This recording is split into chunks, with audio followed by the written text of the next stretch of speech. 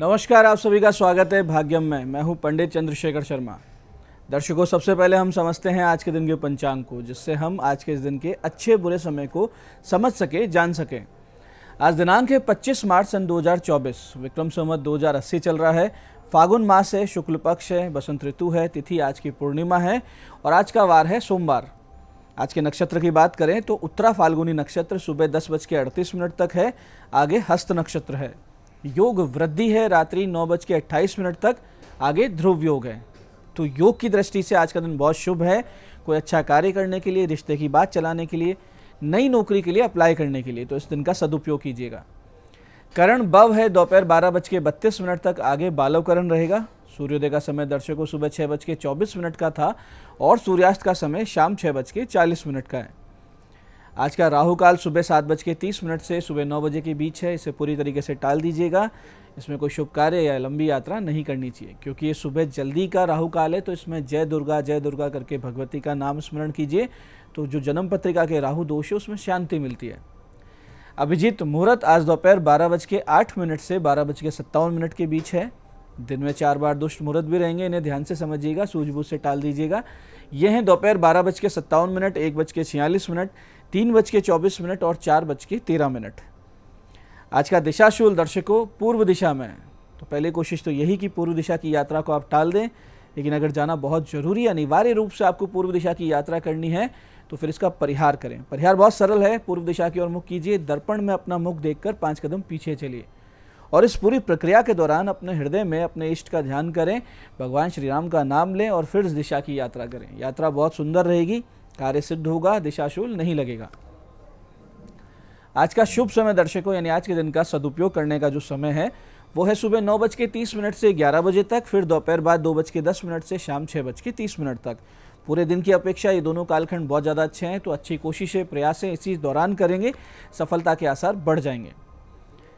आज की चंद्र राशि दर्शकों कन्या है, यानी चंद्रमा बुध की राशि कन्या से गोचर कर रहे हैं, जिससे आज का दिन सभी 12 राशियों के लिए कुछ इस प्रकार रहने वाला है। सबसे पहले बात करते हैं मेष राशि की। तो मेष राशि वालों को आज सोच समझकर कोई निर्णय लेना चाहिए। वहीं वृष राशि वाले सूझबूझ से सुलझा लेंगे अपने घर में चल रही समस्याओं को, और मिथुन राशि वालों को कोई आज अपना ही दुख पहुंचा सकता है। वहीं कर्क राशि वाले रहेंगे प्रबल लाभ की स्थिति में, कहीं ना कहीं से कोई प्रॉफिट आता हुआ दिख रहा है। सिंह राशि वाले अपनी मेहनत का फल आते हुए देखेंगे, जो उन्होंने एफर्ट्स किए हैं उसका रिजल्ट्स मिलेगा। कन्या राशि वालों की कोई समस्या सुलझ जाएगी। वहीं तुला राशि वाले करियर में बढ़ेंगे आगे। वृश्चिक राशि वाले पाएंगे आज अपने साथियों का पूरा समर्थन। इसी प्रकार से धनु राशि वाले भाग्योदय से होंगे आज प्रसन्न और लाभान्वित। और मकर राशि वालों को आज होगा स्वास्थ्य लाभ। कुंभ राशि वाले अपने वैवाहिक जीवन की जो समस्याएं चल रही हैं उनसे होंगे परेशान।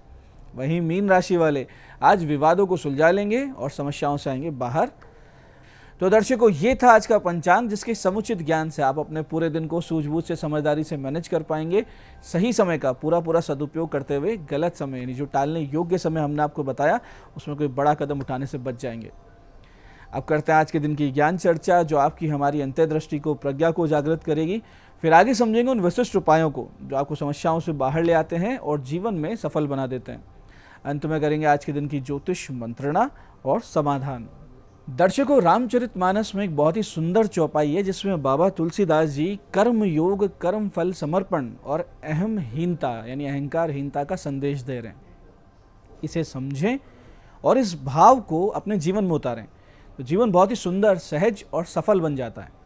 चौपाई इस प्रकार है, इसे ध्यान से समझिएगा। शंभु प्रसाद सुमति हिय हुलसी, रामचरित मानस कवि तुलसी, करहि मनोहर मति अनुहारी, सुजन सुचित सुनि लेहु सुधारी। ये अपने विषय में कहते हैं बाबा कि श्री शिव जी, दक्षिणामूर्ति शिव, उनकी कृपा से हमारे हृदय में सुंदर बुद्धि का विकास हुआ है, जिससे ये तुलसीदास इस रामचरितमानस का कवि हुआ। अब यहाँ समझिए कि बाबा ने क्रेडिट नहीं लिया है रामचरितमानस लिखने का। महादेव को ना सिर्फ प्रेरक माना है, बल्कि कर्ता भी उनको ही माना है। आगे कहते हैं कि अपनी बुद्धि अनुसार तो रामचरितमानस को मनोहर ही बनाया है मैंने, लेकिन फिर भी हे सज्जनों, सुंदर चित्त से सुनकर आप इसे सुधार भी लें। अब यहाँ देखिए कि विद्वत्ता आपको डाउन टू अर्थ बनाती है, और अगर डाउन टू अर्थ बना रही है तो ही उस विद्या का महत्व है। बाबा यहाँ स्वीकार करते हैं कि मानवीय भूल संभव है और वो अंतिम सत्य नहीं है जो उन्होंने लिखा है, कोई उनसे बड़ा ज्ञानी कभी हुआ, कोई बड़ा भक्त हुआ तो इसमें त्रुटि निकाल कर और मानस को सुधार दे तो बाबा को कोई आपत्ति नहीं। अब यहाँ हम सीख सकते हैं कि कैसे सर्वश्रेष्ठ कर्म करते हुए भी भगवान को ही कर्ता माना जाता है और अहंकारता का लोप करके कैसे चित्त को शुद्ध रखा जाता है। तो आज की ज्ञान चर्चा से आप सीखें कि कर्तापन का त्याग करें, करने वाले ईश्वर हैं, और अहंकार ना आने दें। हर व्यक्ति को अपने से श्रेष्ठ व्यक्ति कभी भी मिल सकता है। तो दर्शकों, ये थी ज्ञान चर्चा। अब बात करते हैं उन विशिष्ट उपायों पर जो आपकी सभी प्रकार की समस्याओं के समाधान बहुत ही सरलता से करते हैं, जिन्हें करके असफलता को पीछे छोड़ते हुए सफलता की ओर आप दृढ़ता से तेज गति से अग्रसर होते हैं। सबसे पहले बात करते हैं उनकी जिनका जन्मदिन है। तो जिन का जन्मदिन है, आज आप सभी किसी वृद्ध जरूरतमंद महिला के भोजन वस्त्र आदि का प्रबंध कीजिए। साथ ही अंधे बच्चों के आश्रम या स्कूल में मिठाई बंटवाइए। इसके साथ ही आज के दिन किए हुए गणपति शतनाम के 27 पाठ आपके आने वाले वर्ष की दिशा दशा को पूरी तरीके से सकारात्मक कर देंगे, इसमें कोई भी संदेह नहीं है। ऐसे ही मानसिक अवसाद से पीड़ित लोग आज शांति प्राप्ति के लिए गंगाजल सामने रखकर आधा घंटा नमः शिवाय का जाप करें और उसका फल अपने पितृगणों को दे दें। फिर शाम को सफ़ेद मिठाई बच्चों में बांट दें। निश्चित रूप से पितृगणों का आशीर्वाद आज आपको प्राप्त होगा और मानसिक अशांति में कमी आएगी। जो गंगाजल आपने सामने रखा है उसको किसी शुभ वृक्ष की जड़ में डाल दीजिएगा। ऐसे दर्शकों, ग्रह पीड़ा से आप बहुत ज़्यादा परेशान हो चलें, या वास्तु दोष है, या पितृदोष देव दोष ने विकराल रूप धारण कर रखा है, या आप चारों तरफ से फंस कर अपने आप को पूरी तरीके से असहाय मान चुके हैं, तो ऐसे में आप शरण लीजिए शरणागत वत्सल करुणा निधान परमात्मा श्री राम की। नित्यादत बनाइए भय प्रकट कृपाला दीन दयाला कौशल्या हितकारी। इस स्तुति को सुबह 11 बार करें सुबह सुबह, और शाम के वक्त श्री रामचंद्र कृपालु भजमन हरण भवभय दारुणम वाली जो स्तुति है उसको 11 बार करें। इसके अतिरिक्त एक विशिष्ट साधना आप आज के दिन से शुरू कीजिए। इसके लिए सबसे पहले गणेश जी का और फिर सीताराम जी का पंचोपचार से पूजन करें, और फिर भगवान सीताराम जी को अपनी समस्या अपनी पीड़ा पूरे आर्त भाव से, पूरे समर्पण के भाव से सुनाकर उनकी शरण प्राप्ति का संकल्प लेकर 20 मिनट नित्य इस विशिष्ट मंत्र का जाप करना शुरू कर दें। 8-10 दिन बीतेंगे दर्शकों, आप करके देखिए लगातार 8-10 दिन, बहुत जल्दी समस्याओं से बाहर आएंगे। मंत्र ध्यान से समझिए। मंत्र इस प्रकार है, योगो योग विदाम नेता प्रधान पुरुषेश्वर है नारसिंह वपु श्रीमान केशव पुरुषोत्तम है। मंत्र फिर से समझते हैं, योगो योग विदाम नेता प्रधान पुरुषेश्वर है नारसिंह वपु श्रीमान केशव पुरुषोत्तम है। मन से इस मंत्र को करते रहिए 8-10 दिन में चमत्कार होंगे। इसी प्रकार से जिन लोगों को आर्थिक संकट विशेष भारी है, कर्ज विकराल रूप ले चुका है और चूकने का कोई मार्ग नजर नहीं आ रहा है, वो एक विशिष्ट प्रयोग आज के दिन से शुरू करें 11 दिन के लिए। इसके लिए माता लक्ष्मी जी का एक चित्र अपने मंदिर में लाल वस्त्र पर स्थापित करें और उनके सामने एक चांदी का सिक्का, 11 पीली कौड़ी, 11 गोमती चक्र, 1 काली हल्दी रखें और गणेश पूजन माता लक्ष्मी जी का पूजन करके फिर अपनी समस्या भगवती को कहें और आधा घंटा जाप इस अति विशिष्ट मंत्र का 11 दिन तक लगातार कर लीजिए। 11वें दिन अंतिम जो दिन होगा उस दिन सामग्री को उठाकर अपने धन स्थान पर रखें। फिर जो चमत्कार घटित होंगे आप स्वयं अपनी आर्थिक प्रगति को देखकर आश्चर्यचकित हो जाएंगे, इसमें कोई संदेह नहीं। जो मंत्र जाप आपको करना है वो इस प्रकार है, ध्यान से समझिएगा। ओम श्रीम श्रिये नमः श्री विष्णु वक्ष स्थल स्थिताय नमः। ओम श्रीम श्रिये नमः श्री विष्णु वक्ष स्थल स्थिताय नमः। तो दर्शकों, ये थे आज के विशिष्ट उपाय जो आपको समस्याओं से बाहर ला रहे हैं और मनोकामनाएं आपकी पूरी कर रहे हैं। अब बात करते हैं आपके सवालों की।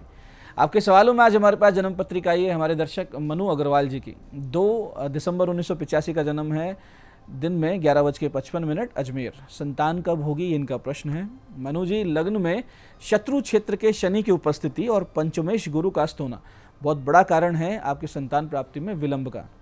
उस पर सूर्य की सीधी दृष्टि भी आपके संतान भाव पर है। हालांकि गुरु नीच है परंतु वक्री है, सो एक संतान तो अवश्य होगी आपको।